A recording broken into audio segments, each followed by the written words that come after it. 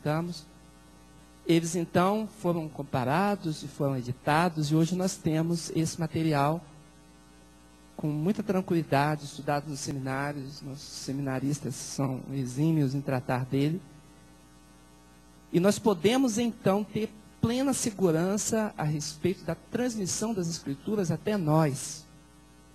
Os manuscritos foram preservados por providência de Deus, e agora nós temos edição impressa desses manuscritos. É extraordinário. Agora, quais foram os objetivos de Deus em que a Bíblia chegasse a nós? Bem, podemos alistar rapidamente, tirando de 2 Timóteo 3, de 15 a 17. Vamos abrir? 2 Timóteo 3, verso 15 a 17, diz bem assim: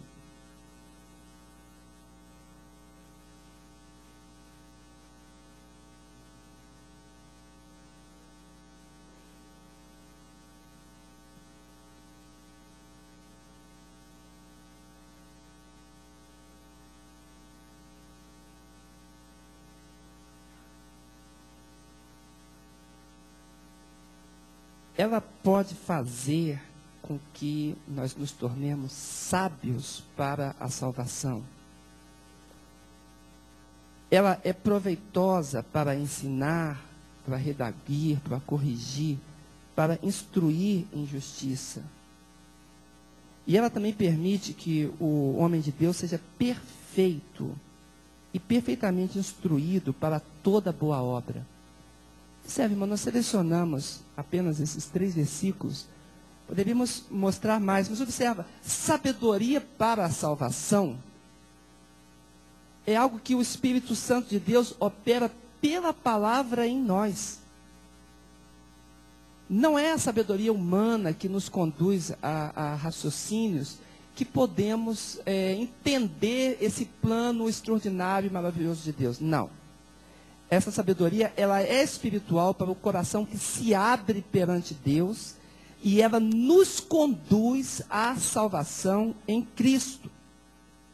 O mesmo texto diz que ela tem um proveito para ensinar e leva à correção, mas com o propósito da instrução em justiça. Observe, a justiça de Deus, ela se manifesta pelo Evangelho. E quando nós chegamos à Bíblia Sagrada, esse mesmo ensino nos instrui, nos corrige, nos aperfeiçoa para que a justiça de Deus se estabeleça sobre nós. E ainda, que o homem de Deus seja perfeito e perfeitamente instruído para toda a boa obra. O que estamos dizendo aqui, nesse nosso retorno à palavra, é que a Bíblia Sagrada, ela tem de Deus um direcionamento para produzir aquilo que o Espírito Santo espera que aconteça em nós. É nesse sentido que a Bíblia diz que Deus mesmo é quem vela pela sua palavra para a cumprir. Ela não volta vazia.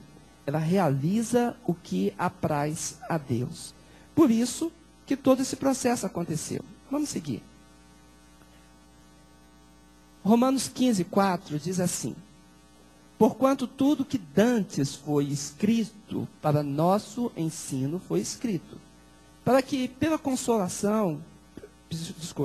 constância e pela consolação proveniente das Escrituras, tenhamos esperança.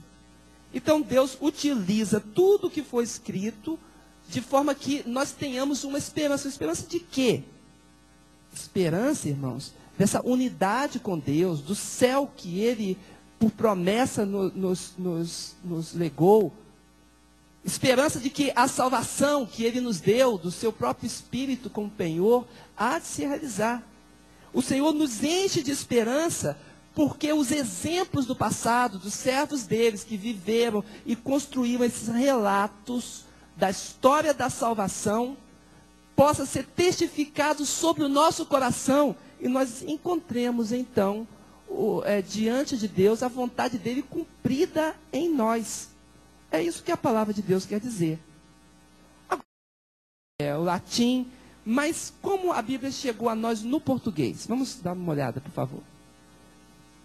Aqui temos uma reprodução da Bíblia de Lutero, né, com a sua dedicação na frente ali a ele.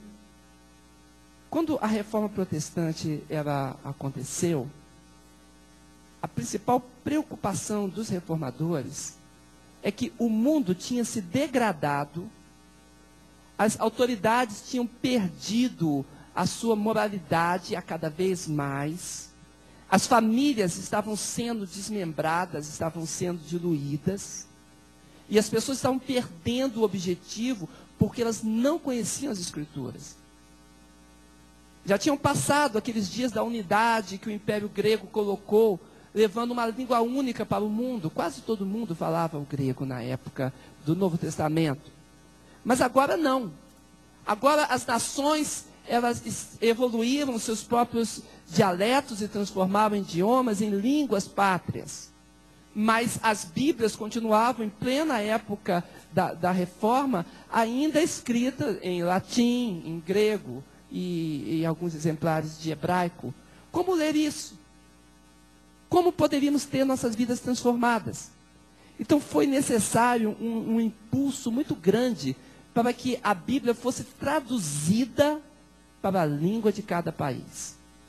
No caso aqui, nós temos a Bíblia de Lutero como um grande exemplo, porque Lutero teve que unificar também o idioma da Alemanha. Havia dialetos, formas diferentes de entender o alemão. E Lutero não apenas ele fez uma tradução, mas o seu trabalho, um trabalho erudito, um trabalho muito importante, também unificou pela Bíblia que ele traduziu o idioma daquele povo. Daí a importância dele na Alemanha. Mas tudo isso que aconteceu, e isso precisava chegar a nós também. De forma que os outros países estavam clamando.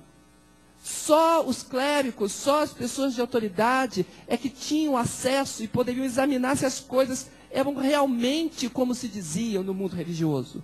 Mas agora, com porções da Bíblia e Bíblia sendo traduzida e distribuída à mão cheia pelo mundo, nós encontramos um esforço de uma pessoa extraordinária que foi João Ferreira de Almeida. Almeida, irmãos, ele foi tocado por Deus de uma forma muito grande. Deus usa essas pessoas. Nós precisávamos ter a Bíblia na nossa linguagem. Ele saiu de Portugal, talvez por causa da perseguição da Inquisição, e ele viajando, indo lá para a ilha de Java, ele começa então o seu trabalho de tradução. Observa que ele sai com 14 anos, e com 16 anos, ele começa a realizar as traduções. O coração completamente inflamado pela palavra de Deus, e o desejo dele, os seus amigos que compartilham da sua biografia e que contam como ele vivia, o anseio do coração de João Ferreira de Almeida era simplesmente que as pessoas comuns pudessem ter acesso à palavra que salva. E dessa forma, observa, com 16 anos, traduz resumo dos evangelhos. Com 17, o Novo Testamento é traduzido do latim para o português. E com 35 anos, ele realiza o trabalho diretamente do hebraico e do grego. E a saúde já estava bem debilitada, mas ele conseguiu terminar o trabalho até Ezequiel e mais o Novo Testamento. E a conclusão é a seguinte: conclusão que seus amigos juntaram e essa obra foi terminada. A Bíblia de João Ferreira de Almeida, versão, quando a gente fala versão, quer dizer tradução. A tradução de João Ferreira de Almeida para o português é a mais importante tradução para o mundo de língua portuguesa. E ela foi um instrumento nas mãos de Deus para que nós nos convertêssemos e o nosso coração tivesse entendimento da palavra. Isto é graça e providência. Foi Deus que fez isso. Amém? Seguindo. Ainda observando esse processo, só fazendo um breve resumo de tudo que vimos, podemos dizer o seguinte, que esse processo da Bíblia até nós inicia com a inspiração divina. Logo em seguida, aqueles que recebem a inspiração vão divulgar aquilo que recebeu. são dois processos. Nós chamamos primeiro de revelação e segundo de inspiração. Revelação é ter o entendimento que Deus quer dar a respeito das coisas dele. E inspiração é exatamente o processo de transmissão para o papel, escrever aquilo que Deus revelou. Então, a divulgação é realizada. Houve endereço para quem ir essa escritura. E agora a produção de cópias. Os copistas realizam o seu trabalho. E as cópias são distribuídas e correm pelo mundo todo. Mas esse material ele vai se desgastando e é necessário então que se faça um estudo do material. Nós vimos sobre os fragmentos. E é isso que acontece. E agora, junta-se esse material e a tradução é feita. E então, em nossos dias, publicação. No caso ali, nós temos inclusive na estande nossa lá na sala de reunião, que está tendo exposição, esse material aqui, a Bíblia em Braille. Observa que todo esse trabalho visa o quê? Visa a Bíblia chegar até você. O que Deus está fazendo? Pode passar. O que adianta a Bíblia chegar nas mãos da gente se a gente não abrir e ler, irmãos? Essa é a etapa final. Aliás, só um lembretezinho aqui. A igreja distribuiu no aniversário dela esses Novos Testamentos.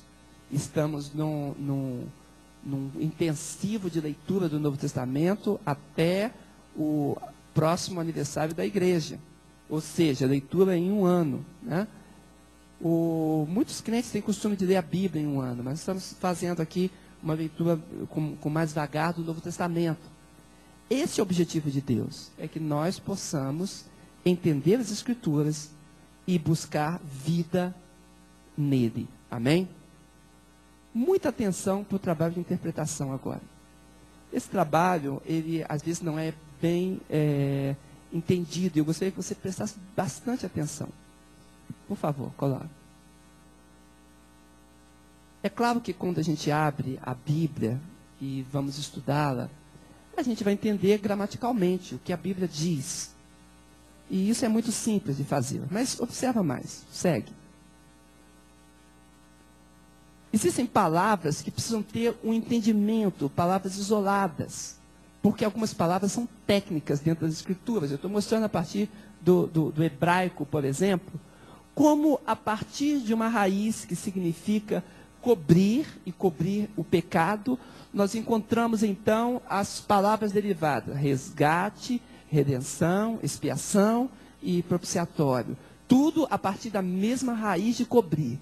Quando estudamos isso e compreendemos de onde vem o significado, podemos entender a expressão teológica cobertura do sangue de Jesus.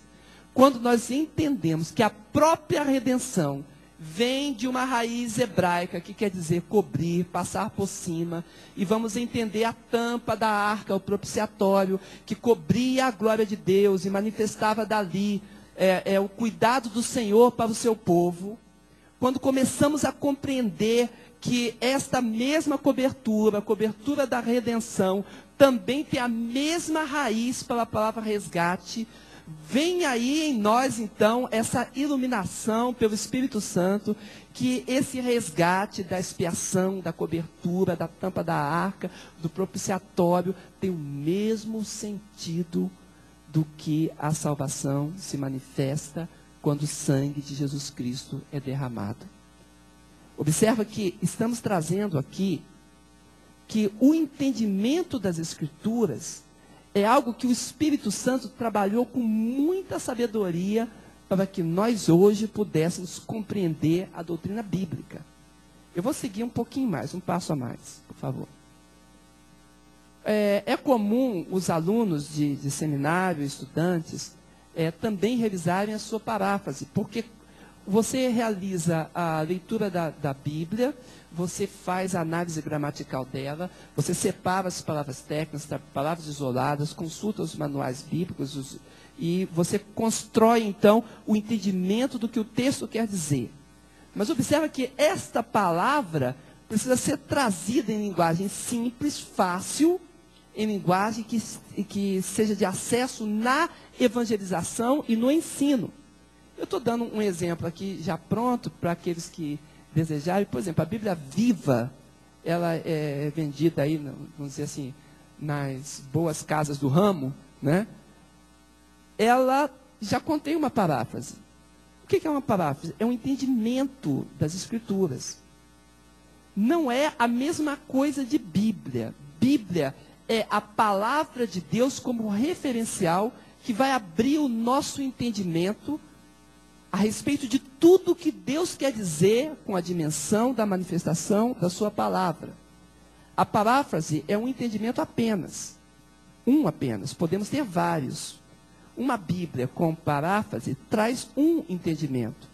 Mas o que Deus quer é que cada cristão, cada pessoa de Deus, abra o seu coração para entender as Escrituras e procurar repeti-la a outros com as suas próprias palavras. Os irmãos entendem? É necessário, irmãos, não apenas saber a Bíblia de cor, mas explicá-la com as nossas próprias palavras. Chegarmos a uma paráfrase daquilo que o texto bíblico quer dizer. Quando eu falo com os meus filhos e conto a eles a respeito da Bíblia, primeiro eu leio a Bíblia e eles têm um referencial, a palavra de Deus, a dimensão da manifestação de Deus em sua palavra para os seus corações. Em seguida, eu começo a explanar aquele texto e dizer para eles a significação daquele texto. E começo a colocar nas palavras de forma que eles possam entender, nas palavras simples. E eles mesmos buscam os seus exemplos. E com isso nós construímos junto esse entendimento. Mas quando eu ler de novo o mesmo texto bíblico, já que eu não estou lendo a paráfrase, mas eu estou lendo a Bíblia, eu leio de novo, então nós vamos construir uma nova paráfrase. Nós vamos um novo entendimento, cada vez mais aprofundado, a respeito das coisas de Deus. Porque a Bíblia é fonte inesgotável. Você pode ir lendo o mesmo texto bíblico. Eu estava escutando lá na África, nesses dias que estive lá, de um senhor que estava com uma página da Bíblia, uma página só, de um lado e do outro. E ele não tinha recursos para comprar a Bíblia dele. Então ele ficou com aquela página, estudando com a sua família, uma família bastante numerosa, durante alguns anos, a mesma página da Bíblia. E cada vez mais instrução e bênção de Deus para o coração dele. Porque a palavra é inesgotável. Amém? Agora você tem na sua mão, você tem na sua casa, diante dos seus olhos, todo esse tesouro de Deus. O que isso vai produzir em você? Seguindo, por favor. Produção interlinear. Eu quero explicar aqui, bem rapidamente, o que o Eli tinha perguntado antes, eu falei que ia responder agora. Quando nós estamos alinhando os textos, estamos compreendendo, dizendo que a língua grega, que foi a pergunta dele, o Novo Testamento foi escrito em grego. Alguém disse que talvez eu tivesse dito em hebraico. Por favor, irmãos, o Antigo Testamento, eu até corrigi. O Antigo Testamento foi escrito em hebraico. O